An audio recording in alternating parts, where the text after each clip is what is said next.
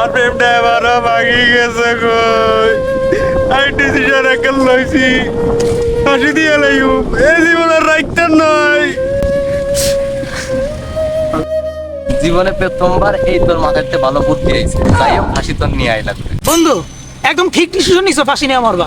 বাংলাদেশের যে অবস্থা, ধরো যে ডেট ওভার বিষ খাইলা কিন্তু মরলা না, ওয়াশ টাশ করার পরে আঙ্কেল আন্টি এমন পেদান দিবে তোমারে, কোনো দরকার নাই, নো রিক্স, ফাঁসি নিয়ে মরো, একবারে মরবা, বাঁচবা না। চিন্তা ভাবনা করে দেখলাম, বুঝছস, তোর ফাঁসি নেওয়াটাই ঠিক আছে, তবে একটু কারেকশন। ফাঁসি দেওয়ার সময় দড়ি ভরি দিয়ে ফাঁসি দিস না। এই জায়গাতে কালো একটা দাগ পড়ে যায়, দেখতে খুব বিশ্রী লাগে, বুঝছস। তুই তোর এক্স গার্লফ্রেন্ডের কাছ থেকে একটা ওড়না ফোড়না নিয়ে ফাঁসিটা দিস।